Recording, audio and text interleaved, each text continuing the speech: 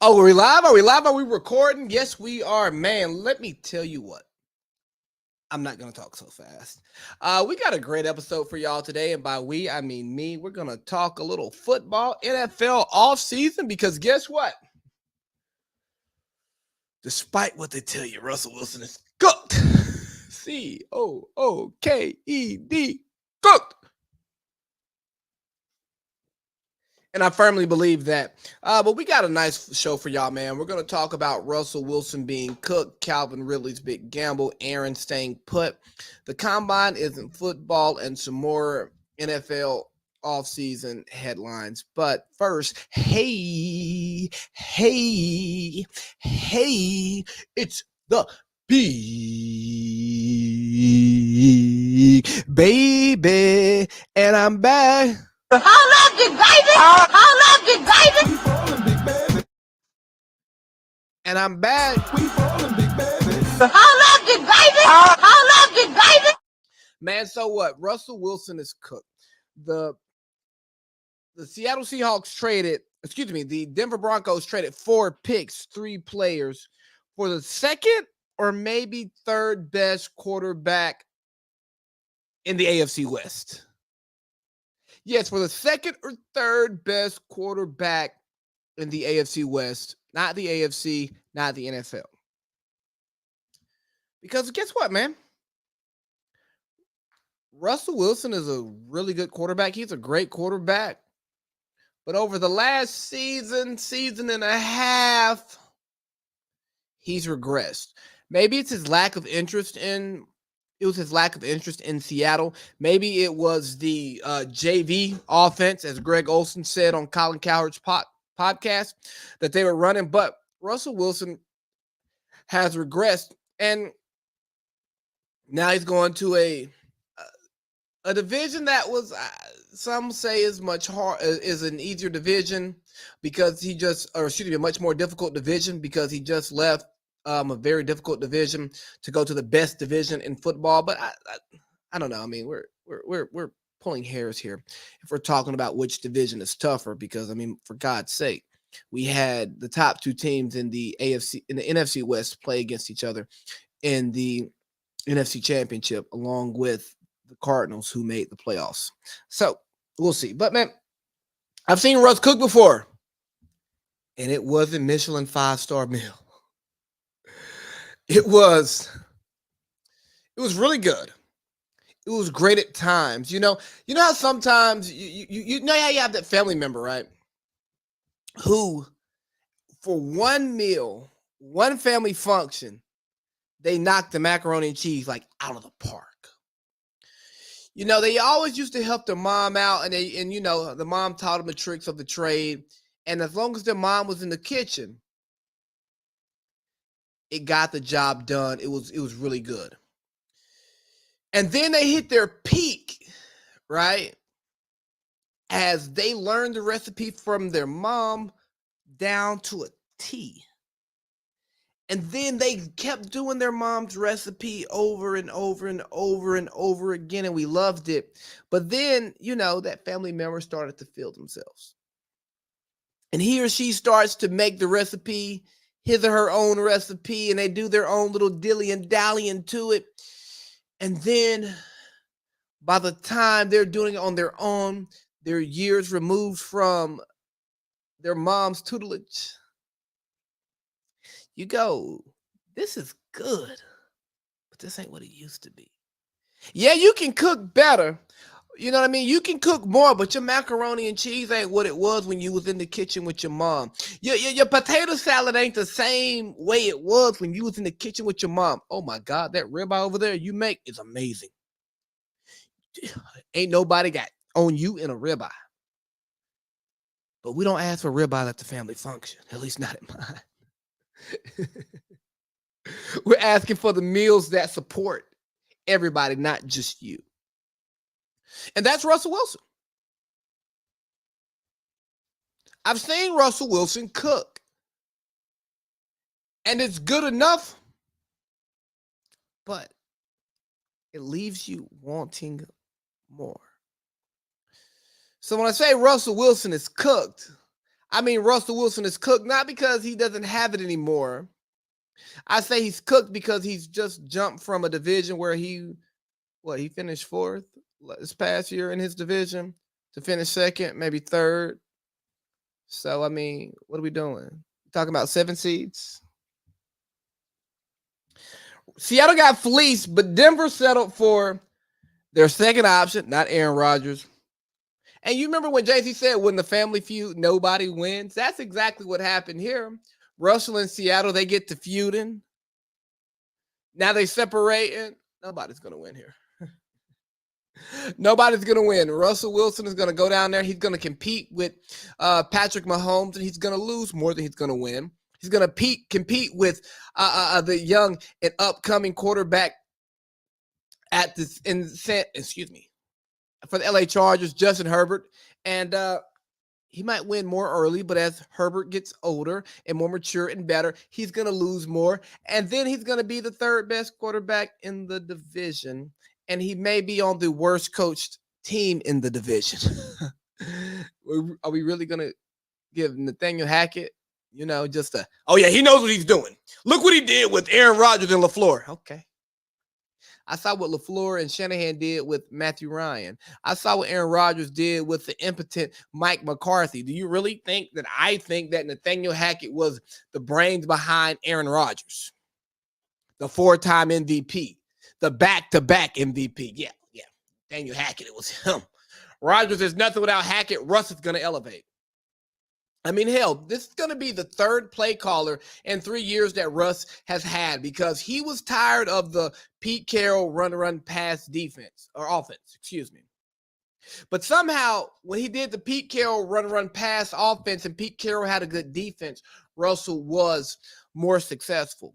You got to look at it, man. If you go down the years, Russ goes as the defense goes. Now, he makes it look a lot better. But we talk about Matthew Stafford being one of the best trailers, not a truck in the league. Russell Wilson might be a bigger and better truck than Matthew Stafford. Because I definitely think that Russell Wilson is better than Matthew Stafford. I do believe that. But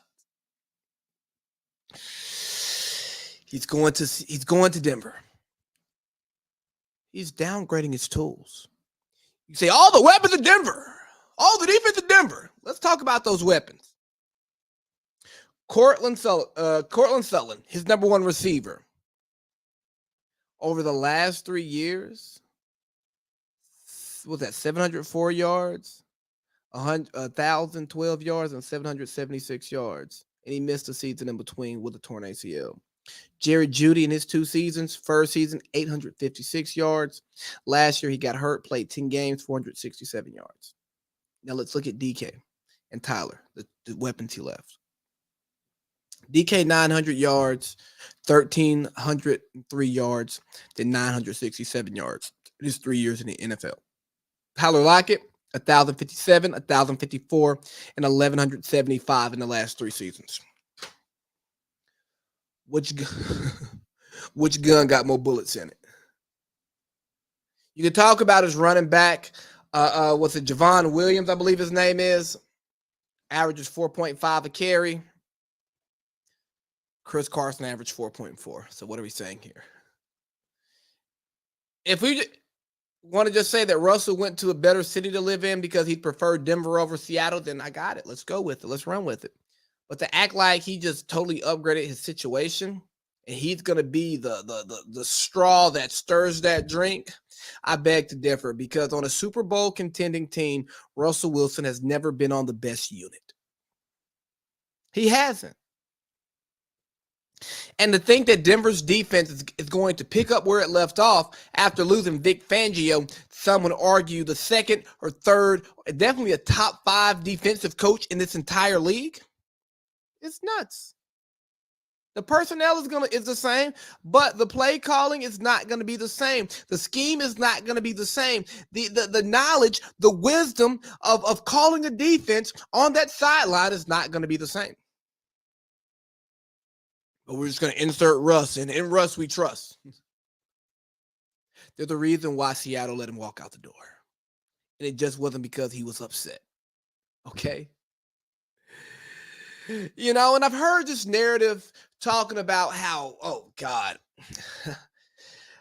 Russ, ultimate team guy, go Hawks, this and that. Aaron Rodgers, ultimate me guy. And I go, man, the way they act is one and the same to me. I just think Russell Wilson is a less good Aaron Rodgers, same amount of Super Bowls, less MVP votes, and just as many playoff disappointments, if we're being honest. That's what Russell does in the playoffs, for God's sake. His last playoff game, he got put out in the first round by the Rams and Jared Goff and a backup quarterback. And guess what? We think Jared Goff should be replaced next year.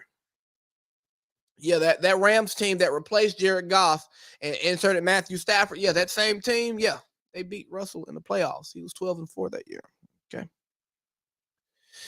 Now, don't forget about, Russell Wilson's a diva. He's a diva. He puts on the front that he's a team guy. Go Hawks, go Hawks. Yeah, go Hawks.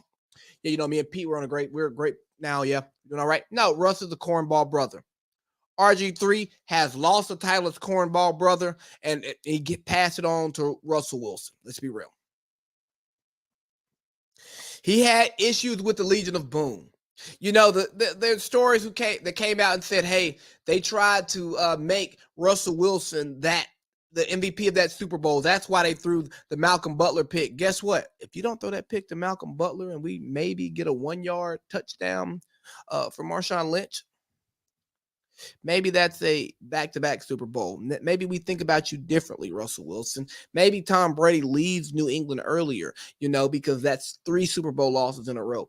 Maybe the gang gets back together and there's not all this clashing between offense and defense. But guess what? No.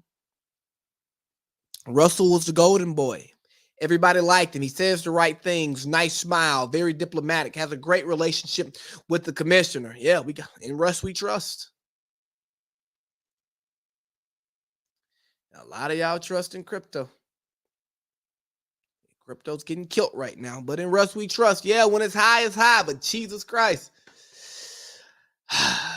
Can you get back? I don't know. Russ goes as the defense goes. But he had his issues with the Legion of Boom. Richard Sherman called him out. Other members of that defense called him out.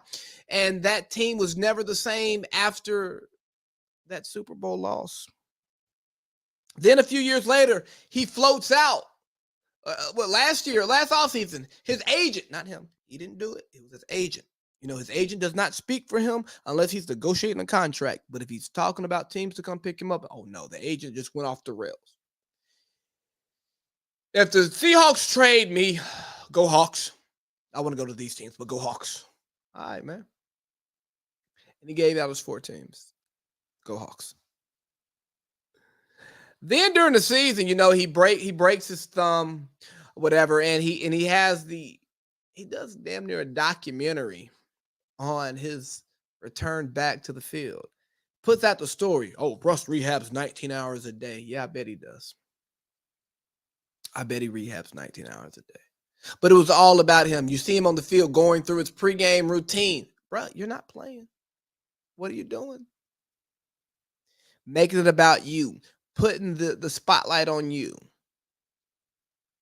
So all I'm saying is, if you are going to give Aaron Rodgers grief for making it about him, for dragging the Packers through the mud, for making them wait and sit on pins and needles only to come back and re-sign because you want more money, I want you to give Russ the same smoke. That's all I'm asking you to do. Just be fair and consistent with your criticism, because Aaron and Russell let us down in the playoffs every single year since their Super Bowl seasons. They have. They got to, Aaron got to 1, Russ has been to 2, but after Russ lost that Super Bowl, have you ever just watched a Seahawks playoff run and go, you know what, they're geared up for another run? No, we haven't. We're blaming Pete Carroll and the offense that he wants to run for the lack of success by Russell Wilson. Maybe Pete knows something that we don't. Maybe Pete is an accomplished football coach, a Hall of Fame football coach, a Hall of Fame NFL coach, a Hall of Fame college coach. Maybe Pete knows more than we do.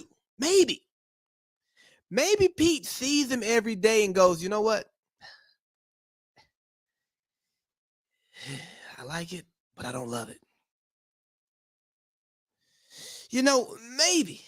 That's all I'm saying. Maybe, there's a little bit like what's his name? Mark Schleyer said, don't let Russ cook, let Russ simmer. Maybe we should just let him simmer. Maybe that's the best Russell Wilson we're going to get because we're forced to let Russ cook. And all I've seen Russ, the last 2 seasons, I've seen Russ cook. He goes 12-4, wins the division, loses in the first round. Then the next year he misses the playoffs and has his first losing season in 10 years. Maybe there was a reason that NC State said, yeah, you can go to Wisconsin. Now, they were wrong. But maybe they're seeing some of the things that Pete Carroll saw. I don't know. But all I'm saying is, don't point the fingers at Aaron Rodgers as being a diva. Don't take that left finger and point at Aaron Rodgers as being a diva if you're not going to take your right one and point it at Russell Wilson. We falling, big baby. But let me tell you what. Let's talk about gambles because, oh boy, Seattle took a gamble. Denver took a gamble. And maybe one day those gambles will pay off. But let me tell you who took a gamble that will never pay off. And that's Calvin Ridley. $1,500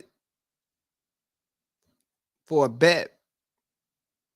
And now he's going to lose a whole season and $11 million. Hold up, big baby. Hold up, big baby. Hold up, big baby. Hold up, big baby. Now already, he walked out on the Falcons. He was working on his mental health, and I respect that. You do what you got to do, but he was done with the Falcons last year. Screw you guys, I'm going home. Okay, that's it. Screw you guys, I'm going home. Screw you guys, I'm going home.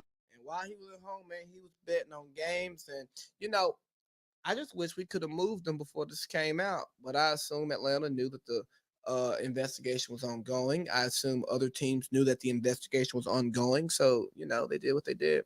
And unfortunately, he's going to have to miss the next year because he placed bets on games.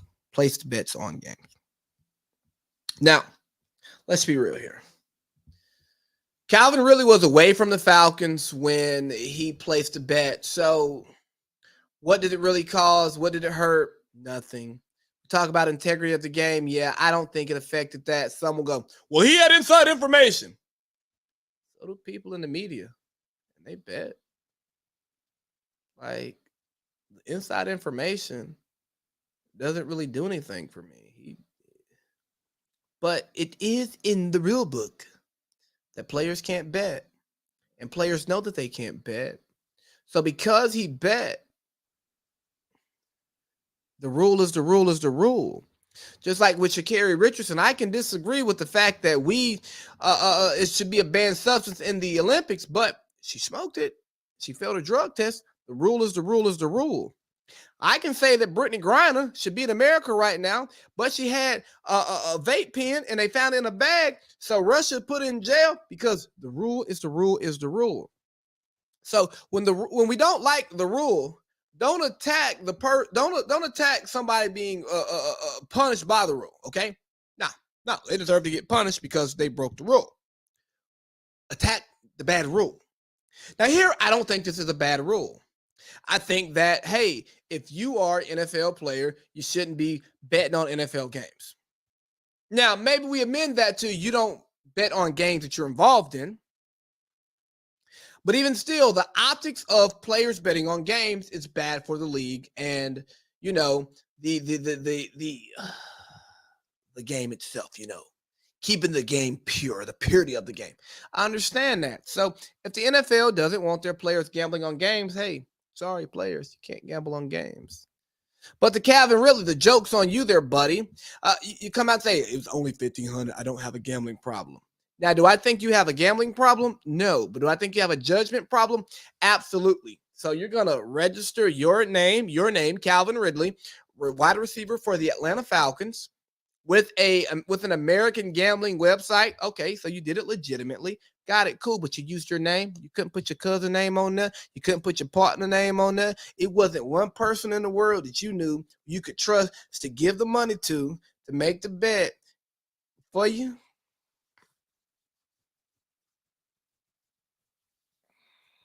Now, if that's the case, Calvin, that's really what you deserve to get punished for. You deserve to get punished for your lack of judgment, your poor decision making. Now, it's a full season, a lot. Yes. But that's been the precedent for others who have betted on games in the NFL. And guess what? The NFL has to make a statement. The NFL has to make a statement on this that, hey, as a player in this league, you will not bet on games. We will not have that because we want our game to seem pure. Now, do I think the game is pure? Hell no. Because guess what?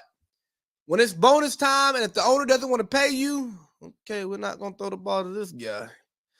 We're not going to play this guy today. He's going to rest.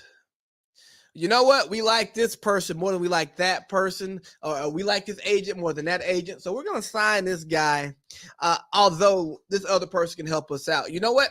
I like this coach better than I like this coach, even though this coach is ready. He's proven to win the game. So if you want to talk about keeping the game pure and clean, I can go down this rabbit hole for days. I can do it. I don't mind doing it. But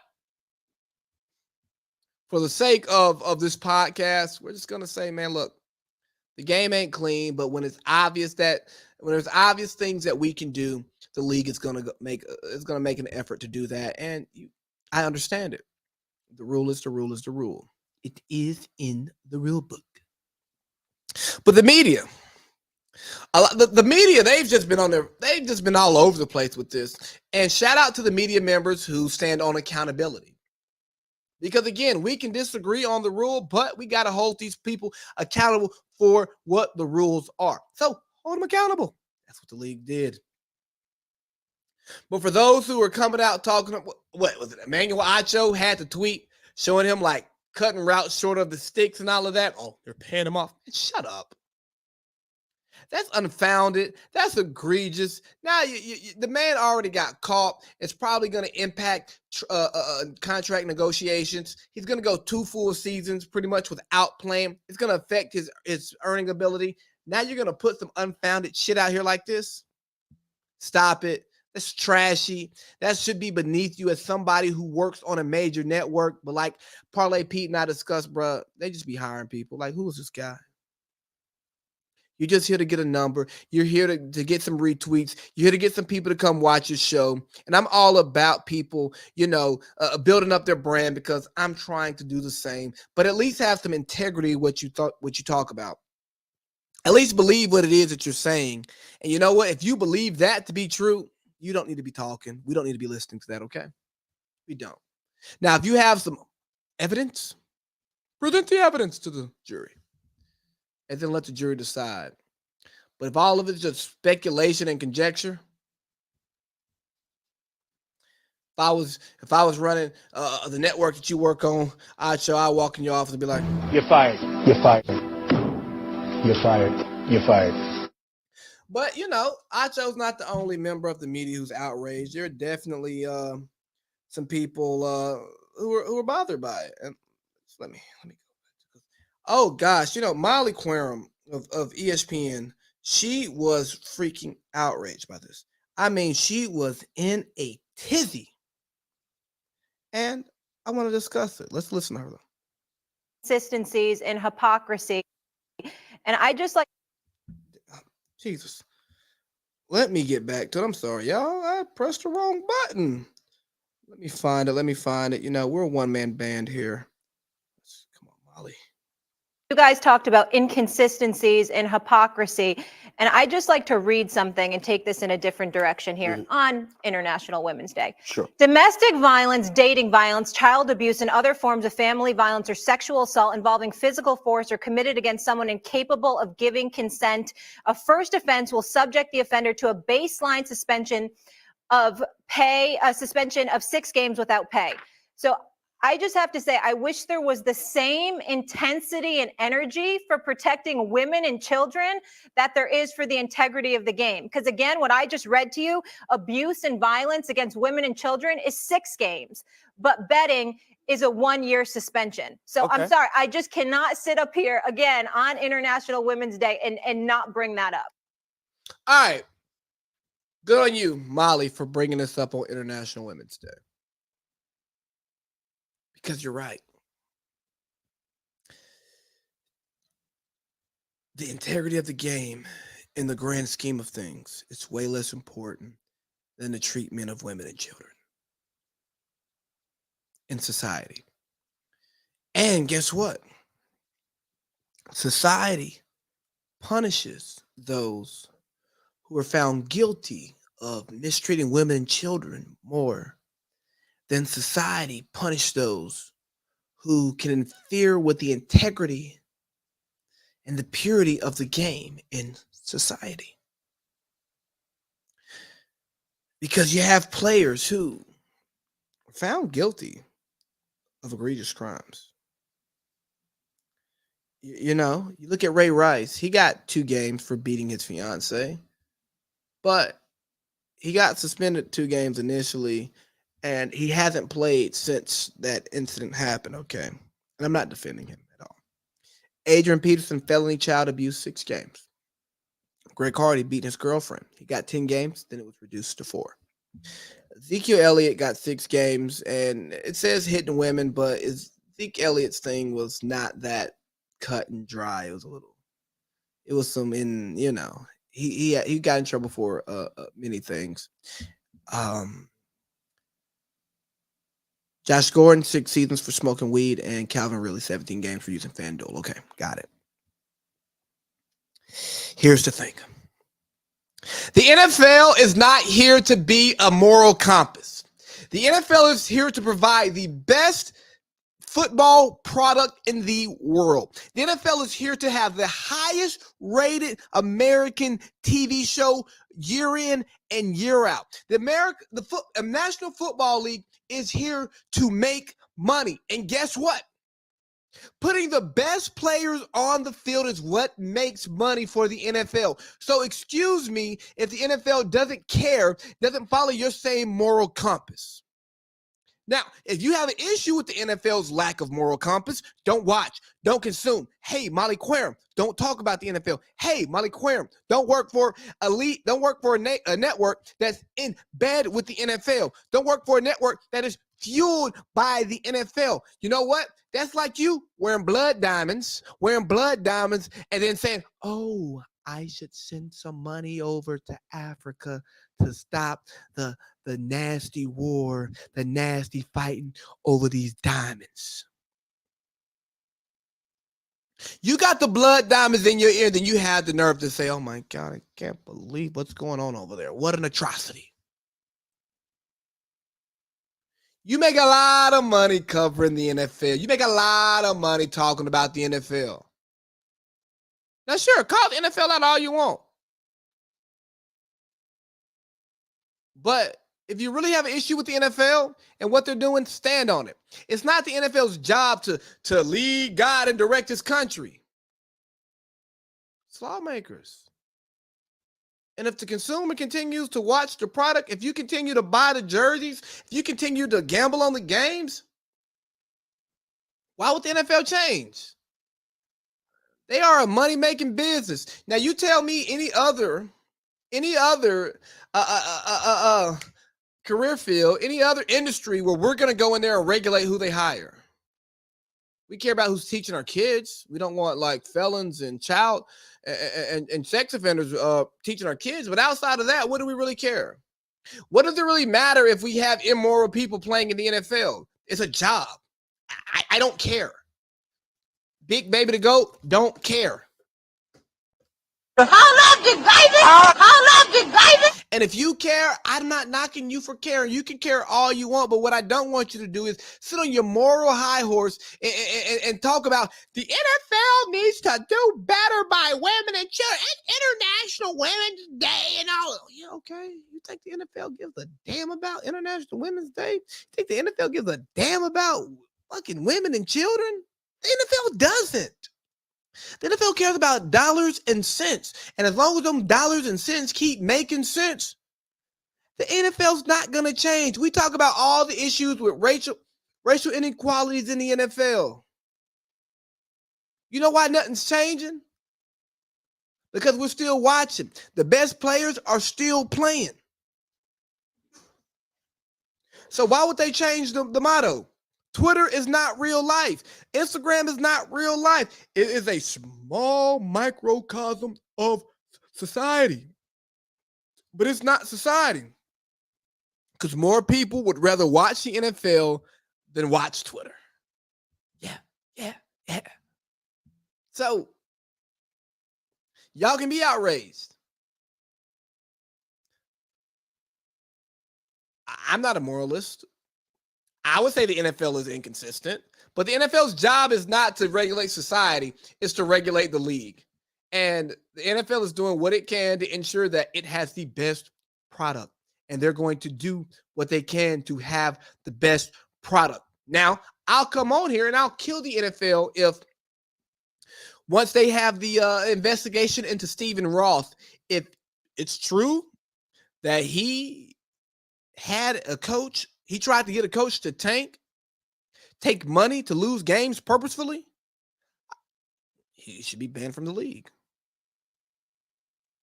Because it's one thing to be a player betting on a game that you have no impact on. Okay, yeah, we give you a season. But if you're an owner who is trying to intentionally lose games and you're in bed with gambling houses, you're making money off this, you don't deserve the privilege of owning a team. And in closing on this, I want y'all to understand that I don't support those who abuse women and those who abuse children. I don't. I think that they need to be dealt with by society accordingly. They need to be rehabilitated. They need to be punished so that they are functional and better contributors to our society. Okay? I want that to be clear. But my bigger point is it's not on the NFL to control that and police that. The NFL will control and police its league as it sees fit and will only make changes. Will only make changes when us, the consumers, or those who make up the league, force their hand. And until we do that, ain't nothing gonna happen. We falling, big baby. Aaron Rodgers is staying put. Aaron Rodgers is staying put. Who's shocked?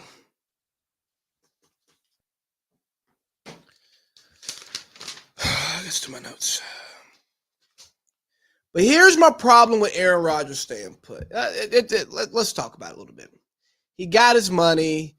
The franchise has led him to believe that they're going to they have his best interest and winning's best interest at heart. That's what they're saying. So he's allegedly signed for 4 years, $200 million, 153 guaranteed. He denied the claims of signing and the details of the contract, but whatever. I tend to believe what was said because what Aaron doesn't have. I mean, do you really believe what Aaron Rodgers says these days? You can, I won't. But anyways, the problem with Aaron Rodgers in Green Bay is not Aaron Rodgers, okay? The problem with Aaron Rodgers in Green Bay is not specifically Green Bay. Both, I think, are well-run machines, high-functioning entities. But imagine being in Malibu in the middle of the summer driving a four-wheel drive diesel F-350. What does that do for you? You're in one of the richest beach towns in America, top down, chrome spinning. I'm loving these naked women. That's the vibe you want to have. But that diesel truck doesn't do that for you. Now, you take that diesel truck and you throw it up there in Green Bay in January and February. Oh, baby, four-wheel drive, snow plow. Yes, sirree. We got it. Problem is, Aaron Rodgers is a Lamborghini. Top of the line, beautiful. made for Malibu, which is where he lives in the offseason. But guess what? He's a Lamborghini whose peak production is needed in January and February.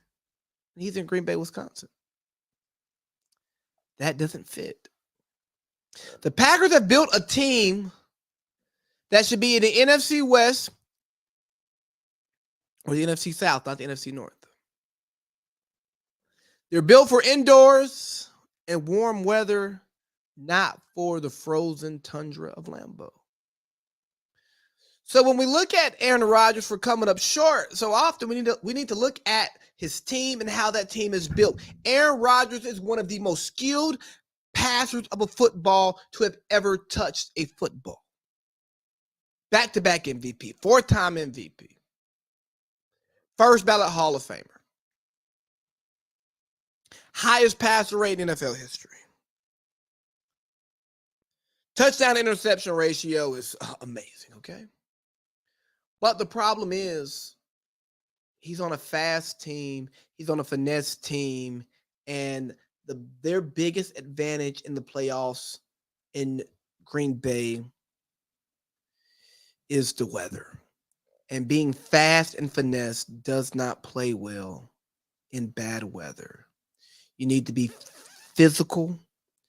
You need to be strong. You need to be able to run the ball, play tough defense, bend not break defense, not opportunistic defense necessarily. And that's not how the Packers are built.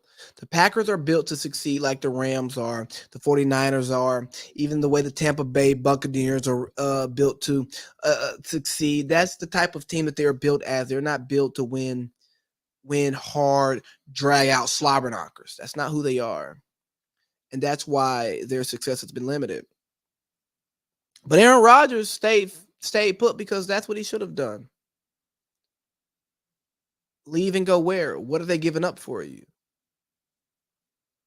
Go to the AFC West? Oh, all right. He's afraid of Mahomes. And no, he's not afraid of anybody. He's too good to be afraid of those people. He looks at a situation. He sees what they have. Maybe the franchise has given him some assurances that they're going to draft a certain way to better support him. Maybe they're going to hit free agency in a way to better support him. Because all he has is Aaron Jones, A.J. Dillon, and Devontae Adams as far as weapons goes. Maybe they go draft a bigger receiver who can better complement him instead of the Allen Lazards and the Valdez-Scantlings of the world, guys who probably play better in sunny weather and turf. We'll see. But I think that Aaron staying put is what it is. The NFC's weak. There's the only major threat is the Rams. They're going to lose some stuff here and there. People are going to figure them out.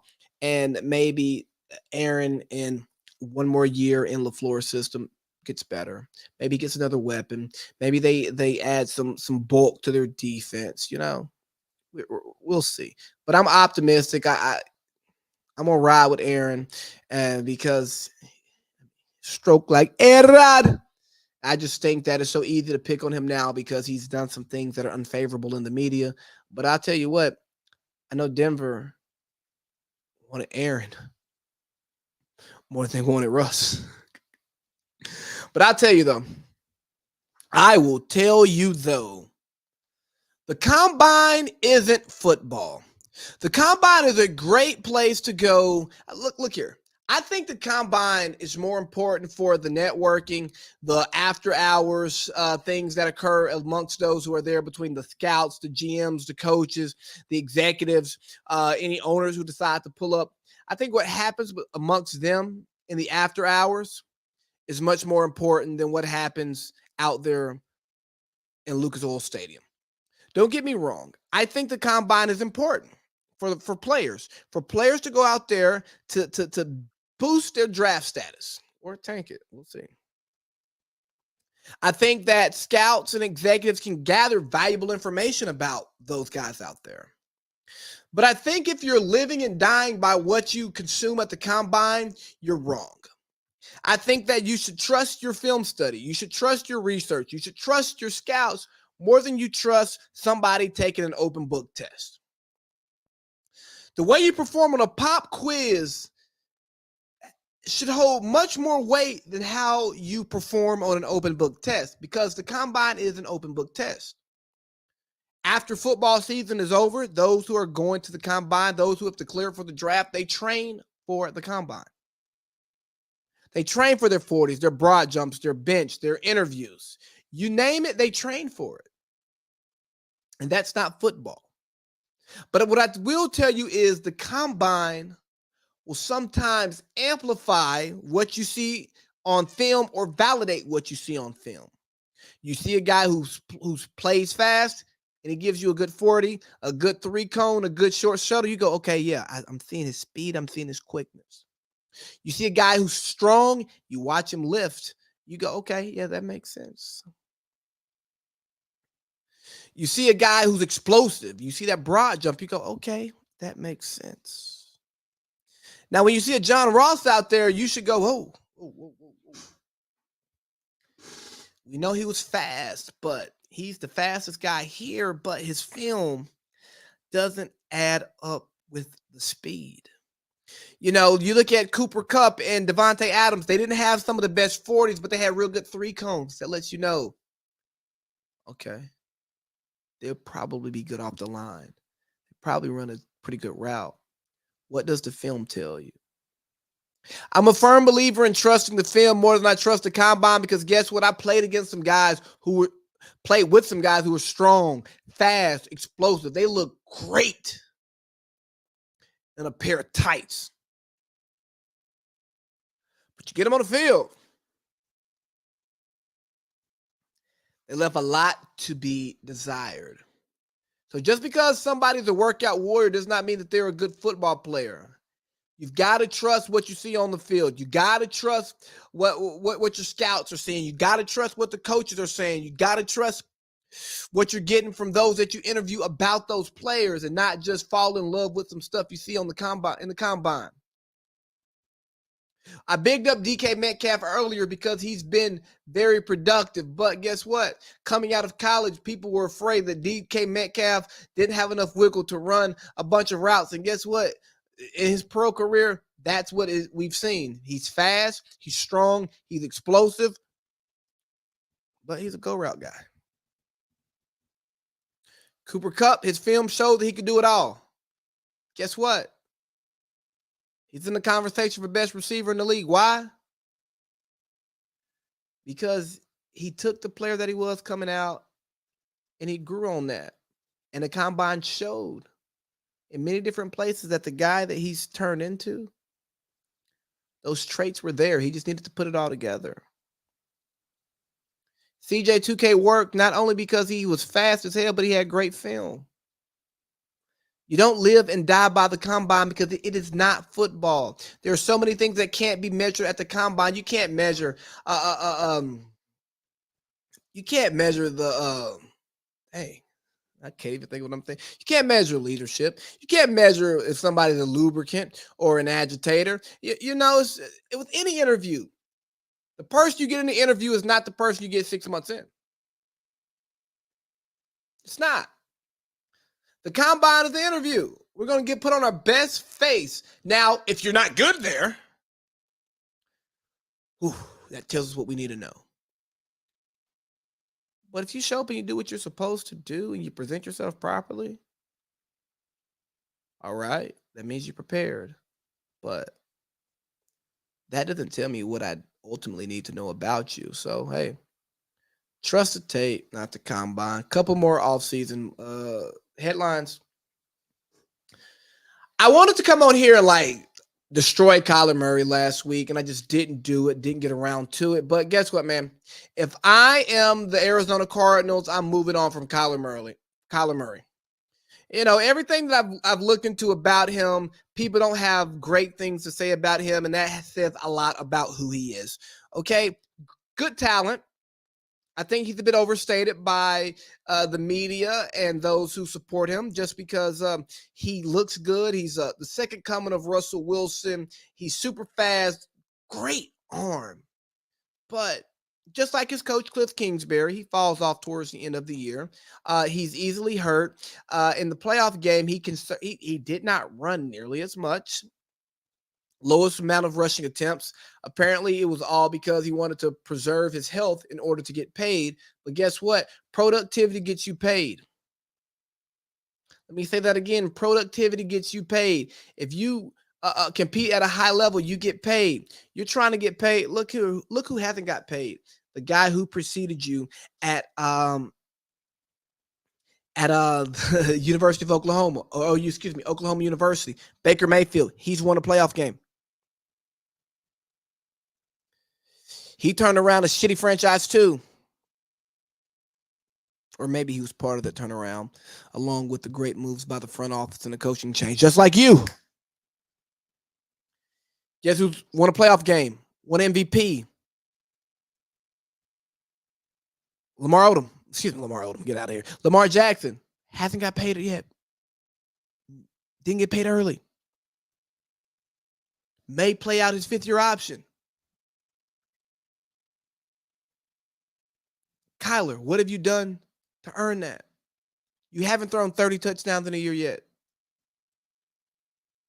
You're not throwing single-digit interceptions. You're not finishing season strong. You didn't put it all out on the line to win a playoff game. The narrative around you is you last in, first out. You act more like a baseball player than a football player. More about you than it is about team. And I get it. You're well accomplished. Top 10 draft pick in 2 sports. So you have every right to feel yourself. But guess what, man? You play a team game. It's not baseball. Baseball is a team game that is dominated by individuals. Your individual play in baseball is just you. You do you. It doesn't matter what everybody else does. Not in baseball. As long as you do your job, you've done your job, you've played well. Playing quarterback in the NFL, it's not that Kyler Murray. You got to be a team guy. You got to be invested in the team. You got to be invested in your guys. And having your agent put out statements like this, you scrubbing your Instagram is not being a team guy. You're being an agitator, not a lubricator. You're being vinegar. You're not being honey. When you have Larry Fitzgerald's dad come out and say they rolled out the red carpet for him. They brought the Oklahoma offense here for you. Larry Fitzgerald said to Greg Jennings, they gave him too much too early. Not that he's a bad guy, but they turned over the franchise to a guy who was unproven. That shows a team with low sports self-esteem. A team that just put all their eggs in one basket with an unproven guy who hasn't won a thing since he left high school. A guy who's an outlier. You want to put all your eggs in a 5'9", 207-pound basket, you can do that. But hell, I'm more inclined to rock with Washington by putting their eggs in the Carson Wentz basket. Carson Wentz, much like Kyler Murray, a little bit disassociated from the team, not the best teammate. But he's a 6'5", 240-pound freak. He has a crazy cannon. He can run. And from everything I've seen from him, he's willing to do what it takes to win to his own demise. But Commanders, I'm not mad at you for going after Wentz. You upgraded the position. But let's talk to the Colts, who gave up a first rounder for this guy. They're only getting third rounders in return. Come on, Chris Greer. You're supposed to be one of the brightest minds in the league. Now, I'm just going to assume and hope that your owner forced you to make this trade, so you took what you could get because you had to do what you had to do, because the longer this went out, you drug this out, the less compensation you get. That's what I'm going to say. But guess what? Commanders. Wentz is back in the division. Hey, Philly. He's going to make you eat it. Dallas. He wants his get back. No one cares about the Giants. They're not good. But Carson Wentz is back in the NFC East. Ron Rivera has him like a Cam Newton 2.0. We'll see what comes of that. I'm not too I'm not moved by it, honestly. I'm not. The Packers did retain Devontae Adams. They signed they franchise tagged him. But guess what, man? Why the hell is Mitchell Trubisky stock going up? There's talks of Mitchell Trubisky being a 8-figure player, getting over $10 million to be a starter.